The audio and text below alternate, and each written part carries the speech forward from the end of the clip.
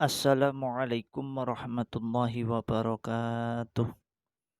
Bismillah walhamdulillah wassalatu wassalamu ala rasulillah Sayyidina wa maulana Muhammad ibni Abdillah wa ala alihi wa sahbihi wa mawalah.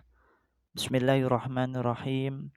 Rabbi israh li sadri wa yassir li amri wahlul 'uqdatam min lisani yafqahu qawli.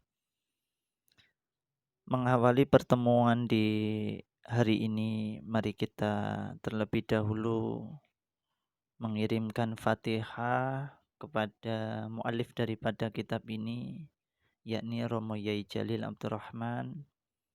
Kedua, kepada pencetus daripada kitab ilmu ini, yakni Al-Imam Al-Khalil bin Ahmad Al-Farahidi, beserta muridnya yakni Al-Imam Al-Ahfaz Al-Ausad, dan segenap ulama-ulama yang berkecimpung dan juga mengembangkan ilmu arud, dan serta guru-guru kita semuanya. Semoga Allah Subhanahu wa taala melimpahkan rahmat dan juga ridhonya kepada mereka semua, dan mudah-mudahan ilmu-ilmu yang beliau wariskan dan juga ajarkan kepada kita menjadi ilmu yang manfaat dan juga barokah. Allahumma amin. Al-Fatihah. A'udzubillahi minasyaitonirrajim. Bismillahirrahmanirrahim. Alhamdulillahirabbil alamin arrahmanir rahim maliki yaumiddin. Iyyaka na'budu wa iyyaka nasta'in ihdinas siratal mustaqim. Shiratal ladzina an'amta 'alaihim ghairil maghdubi 'alaihim waladdallin. Amin. Bismillahirrahmanirrahim. Anak-anak, pada pertemuan minggu yang lalu, pertemuan pertama maupun pertemuan kedua, sudah begitu banyak materi-materi yang telah kalian peroleh berkaitan dengan muqaddimah.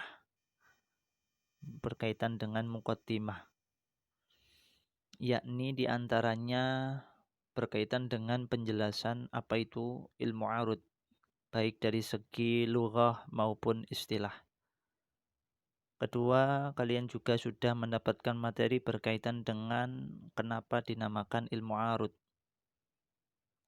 Ada pula penjelasan berkaitan dengan sejarah latar belakang munculnya ilmu arud, yang mana minggu yang lalu telah kami sampaikan setidaknya ada 3 pendapat berkaitan dengan sejarah munculnya ilmu arud, yang mana sejarah itu diabadikan di dalam kitab ini di nazom pertama, kedua, dan juga ketiga. Tak lupa minggu yang lalu pula telah kalian pelajari berkaitan dengan manfaat dan kegunaan mempelajari ilmu arud, sehingga semua hampir dikatakan komplit pembahasannya. Meskipun kita belajarnya serba terbatas seperti ini, namun setidaknya itu sebagai pengantar kalian untuk memahami lebih jauh berkaitan dengan nadom-nadom berikutnya, dan juga materi-materi yang lebih sulit lagi, lebih dalam lagi. Mudah-mudahan Allah Subhanahu wa taala selalu memberikan kemudahan untuk kita semuanya. Allahumma amin. Anak-anak, pada pertemuan hari ini kita akan membahas berkaitan dengan nazom keempat dan juga kelima. Bila memungkinkan nanti juga akan kita bahas nazom ke-6 dan juga ke-7 di dalam kitab ini di halaman pertama. Pada bait keempat dan kelima, di situ ada 2 nazom yang berbunyi tawilun matidun falbasitu fawafiru fakamilunis hajul araji zu'armala syari'un sirahun fal khafifu mudhari'un famuqtadabun mujtathun qarib litafdulah. 2 bait ini menjelaskan berkaitan dengan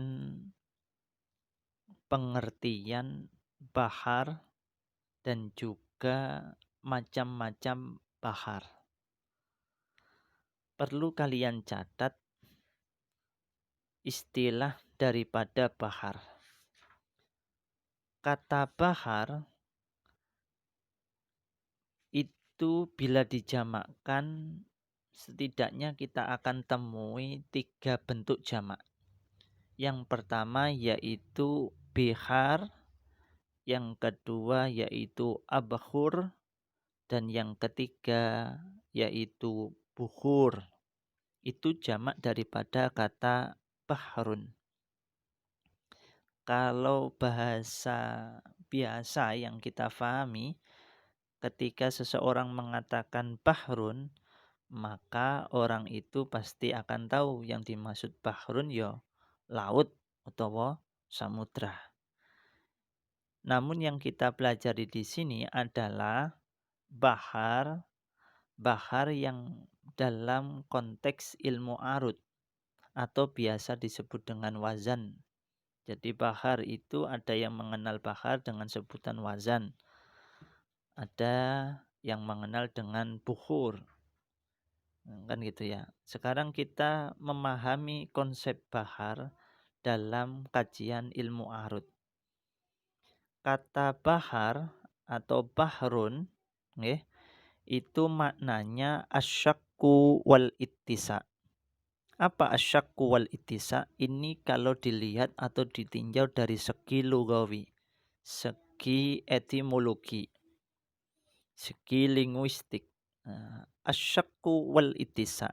Asyak itu artinya pecah, wal ittisa dan meluas. Jadi pecah dan meluas. Itu bahar. Kalau boleh digambarkan, asyakku wal ittisa itu bisa nampak, bisa kita lihat saat kita berada di pinggir pantai. Saat kita berada di pinggir pantai atau kita melihat permukaan laut ya atau samudra, itu saya melihat di situ kayak ada pecahan-pecahan yang terus meluas. Atau bahasa kita sebut dengan istilah ada ombak, ada apa istilahnya kayak apa itu, yang kayak gunung-gunung kecil itu, dia berjalan ke tengah, ke pinggir dan lain sebagainya, itu nggak akan pernah berhenti. Seolah-olah kayak airnya itu pecah. Itu kalau boleh kita gambarkan ke situ. Itu laut, kan itu. Nah, itu namanya bahrun. Makanya bahar itu secara linguistik, secara bahasa artinya asyakku wal itisa. Pecah dan meluas. Kan gitu ya. Sedangkan menurut terminologi atau secara istilahi, bahar itu apa? Yakni hasilu tiqraril ajza'i minat taf'ilati biwajhin syi'riyin. Wa summiya dhalika bahran li'annahu yushbihul bahra alladhi la yatanaha bima yuhtaraku minhu. Secara singkat bisa diartikan bahwa bahar menurut arti terminologinya yaitu hasil pengulangan daripada beberapa taf'ilah yang mengarah pada tujuan syair. Jadi bahar itu memiliki wazan-wazan, memiliki timbangan-timbangan. Kalau dalam apa namanya syaraf itu ada istilah wazan ya. Wazan kalau kita ngomong wazan berarti semua pikiran kita tertuju kayak teringat pada konsep wazan yaitu apa fa'ala dan sebagainya kan gitu ya. Yang terdiri dari atau bersumber pada 3 huruf yaitu fa, ain dan lam. Gitu. Itu kalau ngomong kita ilmu syaraf kan gitu ya. Tapi kalau dalam ilmu arut itu ada timbangan pula. Jadi setiap nanti bahar itu punya timbangan-timbangan tertentu. Yang mana timbangan itu yang nanti akan menjadi pedoman, rumusan bagi seorang penyair. Jadi rumusan itu nanti, pedoman itu terbentuk dari beberapa taf'ilah. Nanti kita akan belajar. Karena yang membahas taf'ilah nanti di bawah 2 nadham ini. Kita hanya akan membahas tentang bahar. Jadi bahar itu apa? Hasil pengulangan daripada taf'ilah. Beberapa taf'ilah. Jadi taf'ilah itu diulang-ulang. Kita contohkan saja supaya tidak menggambiar. Contoh di situ ada taf'ilah bunyinya fa'ulun sama mafa'ilun. Jadi ada sebuah bahar yang mana terdiri dari dua dua bentuk taf'ilah, fa'ulun sama mafa'ilun. Kemudian fa'ulun sama mafa'ilun ini diulang-ulang. Fa'ulun mafa'ilun, fa'ulun mafa'ilun, fa'ulun mafa'ilun, fa'ulun mafa'ilun. Ini kan pengulangan. Nah, pengulangan-pengulangan ini namanya pengulangan beberapa taf'ilah yang mengarah pada tujuan syair. Itu pengertian daripada nopo bahar. Dalam referensi yang lain, yakni pada kitab yang berjudul Mizanud Dzahabi dan dalam kitab Irsyadus Syafi, di situ dikatakan bahwa yang dinamakan bahar ialah wazan atau timbangan tertentu yang dijadikan pola dalam mengubah syair Arab. Jadi di situ ada timbangan tertentu seperti tadi faulun mafailun itu, kemudian itu membuat sebuah pola irama yang mana itu dijadikan patokan pedoman bagi para penyair yang hendak membuat atau menggubah sebuah syair Arab. Nah, itu rumusnya. Rumusnya di situ. Makanya nanti bahar itu, yang mana bahar yang minggu yang lalu sudah sempat kita singgung, bahwasanya bahar itu kan ada 16. Nah, 16 bentuk bahar ini punya pola masing-masing. Punya nopo? Pola masing-masing. Dan taf'ilahnya pun berbeda-beda. Nah, itu timbangan atau pedoman ya, yang mana itu nanti akan dijadikan aturan, dijadikan acuan, dijadikan pedoman bagi para penyair ketika dia hendak menggubah sebuah syair. Maksudnya penyair itu bukan khusus, enggak. Artinya penyair di sini setiap orang yang hendak membuat syair yang berbahasa Arab. Ketika dia hendak membuat syair berbahasa Arab, maka dia harus mengikuti aturan yang namanya aturan bahar tadi. Nah, yang disebut bahar tadi. Nah, bahar itu ada 16. Terus yang kedua, dilihat ini syair ini syair apa? Syair apa? Cocoknya pakai bahar yang mana, pola yang mana? Itu nanti kita akan pelajari itu. Nah, seorang penyair kan harus tahu ya.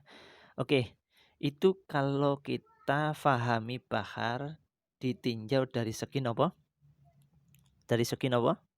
Dari segi istilah kan itu ya. Dalam sebuah referensi yang lain dijelaskan pula, menurut istilah ilmu arut dinamakan dengan bahar. Mengapa? Karena dari satu neraca, dari satu timbangan ini, itu dapat dihasilkan syair-syair yang begitu banyak. Ibarat lautan yang tak akan habis airnya. Jadi pola-pola daripada bahar ini itu ternyata dapat melahirkan syair-syair Arab yang lain. Dalam catatan yang lain dijelaskan dinamakan bahar karena menyerupai lautan yang bila mana diambil segala sesuatunya maka tidak akan ada habis-habisnya. Demikian pula halnya dengan seorang penyair ataupun sastrawan. Apabila dia sedang menciptakan buah karya syair, maka inspirationnya dan imajinasinya yang itu tidak akan berhenti, tidak akan surut, akan muncul terus dalam jiwanya, akan terus menggelora dan terus mengalir.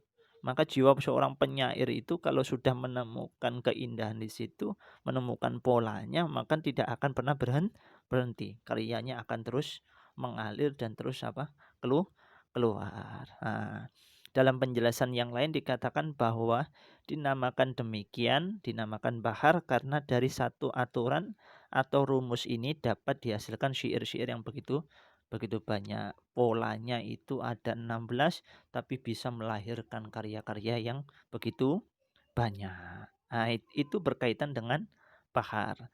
Sekarang macam-macam bahar. Sempat kita singgung di awal-awal pertemuan dulu bahwasannya bahar itu berjumlah berapa? 16. 15 bahar itu diciptakan atau buah karya daripada Imam Al-Khalil bin Ahmad Al-Farahidi. Sedangkan satu bahar yang terakhir, yakni bahar Mutadarik, adalah buah karya murid daripada Imam Al-Khalil. Sehingga total keseluruhan bahar itu berjumlah 16. Ke-16 bahar itu apa saja? Yang pertama yaitu bahar tawil. Yang kedua bahar madid. Yang kedua bahar basid. Yang keempat bahar wafir. Kelima bahar kamil. Keenam bahar hazaj. Ketujuh bahar rojas. Kedelapan bahar romal. 9 bahar sari'. 10 bahar munsarih. 11 bahar khafif.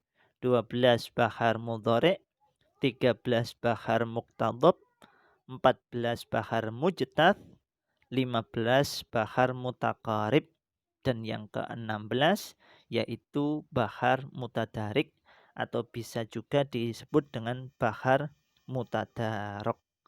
Itulah ke-16 macam bahar, nggih.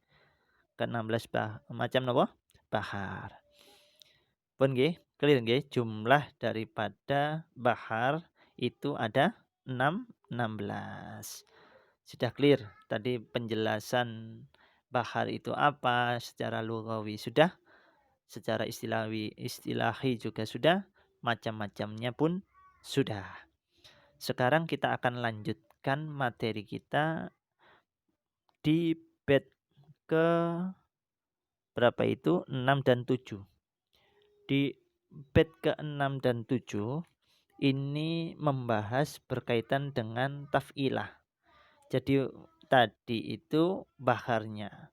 Sekarang kita akan belajar polanya. Pola taf'ilahnya. Jadi bahar tawil itu pola taf'ilahnya kayak gimana sih? Bahar madid itu pola taf'ilahnya itu kayak gimana sih? Kemudian bahar basit itu polanya kayak gimana sih? Itu kita akan pelajari pada dua nadom ini. Yaitu berbunyi asobat bisah maiha jawarihana fadarikuni bihimmatin kawak aihima sawa famazairati fihima hajabat suma walayadatu lahunna yang tadua al-wafa. Itu berkaitan dengan apa? Dengan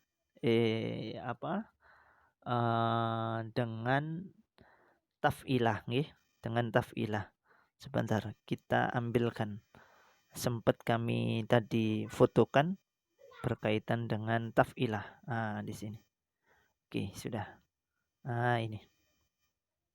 Ini asobat bisa maiha jawarihana fadarikuni bihimmatin kawak aihi masawa faman zairati fihi mahajabat suma walayatatu lahunna yang tadua al-wafa. Ini berkaitan dengan taf'ilah. Apa itu taf'ilah? Muncul pertanyaan, apa itu taf'ilah? Taf'ilah menurut etimologi berasal dari kata fa'ala yuf'ilu taf'ilan. Atau dalam sebuah ungkapan dikatakan taf'ilul bait asy-syi'r. Taf'ilul bait asy-syi'r. Maknanya apa? Qatta'ahu wa wazzanahu bi ajza'in. Apa? Memotong-motong bait sesuai dengan lagunya menjadi beberapa bagian. Yang seluruh materinya terdiri dari huruf fa, ain, dan lam. Saya ulangi lagi. Memotong-motong bait syair sesuai dengan lagunya menjadi beberapa bagian. Yang seluruh materinya itu terdiri dari huruf fa, ain, dan lam. Itu taf'ilah, hampir mirip dengan wazan dalam ilmu shorof. Kalau ilmu shorof dulu, ya juga timbangannya terdiri dari fa, ain, dan lam. Begitu juga taf'ilah. Taf'ilah ini, taf'ilahnya itu harus terdiri dari komponen yaitu fa, ain, dan lam. Namun bentuknya beda-beda. Nanti di pola pun beda-beda. Kemudian jumlahnya pun beda-beda sesuai dengan baharnya. Itu kalau taf'ilah secara lughawi, ditinjau dari segi napa bahasa. Kemudian ditinjau dari segi istilah, taf'ilah itu apa? Yaitu ajza'ul baiti allati tatarakkabu minal wihdat as-sautiyah yuzanu biha waznun minal auzani asy-syi'riyah. Apa itu? Bagian-bagian bait yang tersusun dari beberapa satuan suara yang digunakan untuk menyanyikan lagu-lagu syair. Nanti kalian bisa baca pada judul satuan suara, Wihdatus Sautiyah, satuan suara nanti. Ada babnya sendiri. Kita hanya akan membahas tentang macam-macam taf'ilah. Ini definisi taf'ilah secara istilah. Jadi bagian-bagian bait yang tersusun dari beberapa satuan suara. Gini contohnya saja, ini gambaran ya, sebagai rangsangan dalam otak. Contoh ya, fa'ulun. Ketika sama mendengar kata fa'ulun, itu terdiri dari berapa satuan? Terdiri dari 2 satuan kan, yaitu fa'u dan lun. Fa'ulun. Kalau kata mustaf'ilun berapa? 3 satuan suara, yaitu mustaf dan ilun. Jadi mustaf'ilun. Jadi taf'ilah itu kan terdiri dari unsur apa? Ada satuan suara. Nah, itu punya nama. Kan gitu ya. Itu nanti kita akan pelajari. Kita hanya akan mempelajari tentang taf'ilah. Baik, taf'ilah tadi secara istilah sudah. Sekarang macam-macam daripada taf'ilah. Dari nazam yang kita bahas yaitu asobat bisah maiha jawarihana fadarikuni bihimmatin kawak'ihima sawa. Fama zairati fihima hajabat suma walayadatu lahunna ya'taduha al-wafa. Dari nazam itu dapat ditarik penjelasan bahwa banyaknya taf'ilah arud itu ada 10 macam. Kalau dalam kitabnya Yai Jalil itu di halaman 2 paling bawah sendiri, di situ sudah ditulis rinciannya. Yaitu yang pertama yaitu asobat. Asobat. Asobat itu apa? Yaitu fa'ulun. Yaitu nopo? Fa'ulun. Taf'ilah berbunyi fa'ulun. Kalau ngomong asobat simbole alif hamzah, ya alif hamzah, asobat. Kalau ngomong alif hamzah apa? Asobat. Asobat. Bunyi taf'ilahnya apa? Fa'ulun. Fa'ulun. Yang kedua bisah maiha. Simbolin apa? Ba. Bunyi taf'ilahnya mafa'ilun. Mafa'ilun. Ketiga jawarihana. Simbolin apa? Jim. Bunyi taf'ilahnya mufa'alatun. 4 dari kuni. Dari kuni. Dari kuni. Simbolin apa? Dal. Bunyi taf'ilahnya apa? Fa'ilatun. Fa'ilatun. Kemudian 5 itu himmatin. Himmatin. Simbolin apa? Ha. Bunyi taf'ilahnya fa'ilun. Keenam, waq'aihima. Simbolin apa? Wawu. Bunyi taf'ilahnya mustaf'ilun. Ketujuh, zairati. Simbolin apa? Za.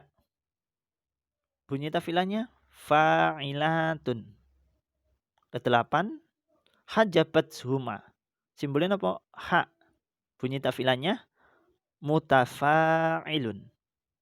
9, tulahunna. Simbolnya apa? Ta. Bunyi taf'ilahnya maf'ulatu. Bukan tun nggih.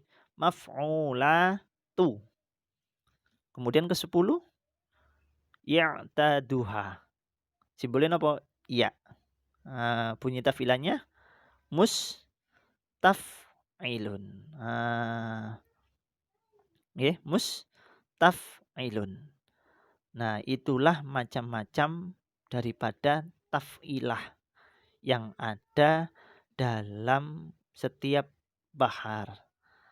Nanti kalau bahar contoh ya, contoh. Dalam bahar tawil itu taf'ilahnya terdiri dari apa saja? Terdiri dari asobat dan asobat dan ba bisah maiha. Apa asobat tadi? Asobat apa? Faulun. Ba bisah maiha bunyinya mafa'ilun. Makanya kemudian diulang-ulang, dipola, dibentuk, diulang-ulang, ya kan? Menjadi napa? Faulun mafa'ilun, faulun mafa'ilun, faulun mafa'ilun, faulun mafa'ilun. Seperti itu. Itu namanya taf'ilah. Jadi taf'ilah tadi ada berapa? 10. Yang pertama faulun, mafa'ilun, mufa'alatun, fa'ilatun, fa'ilun, mustaf'ilun, fa'ilatun, ya. Kemudian apa?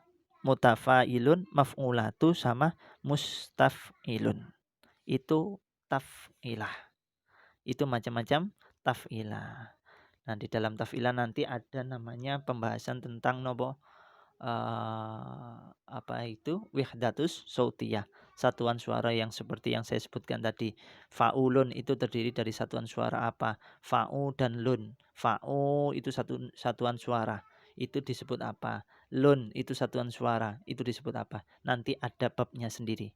Jadi tidak usah bingung dulu. Yang penting hari ini kalian memahami dulu apa itu bahar, apa itu taf'ilah. Nanti kita akan bahas lebih lanjut pada kajian berikutnya, pada pembahasan berikutnya. Yang penting hari ini kalian mengenal terlebih dahulu apa itu bahar, penjelasannya secara lughawi maupun istilahi, dan juga macam-macamnya yang mana ada 16 tadi. Yang kedua yaitu tentang taf'ilah, penjelasan secara lughawi, secara istilahi, dan juga macam-macam taf'ilah. Itu saja. Nah, taf'ilah itulah yang menjadi timbangan nanti, timbangan setiap orang yang hendak membuat atau menggubah syair Arab. Jadi harus mengikuti not atau taf'ilah itu. Setiap bahar itu memiliki taf'ilah yang berbeda-beda. Jumlahnya pun akan beda-beda. Itu nanti akan kita bahas lebih lanjut, lebih dalam pada pertemuan berikutnya.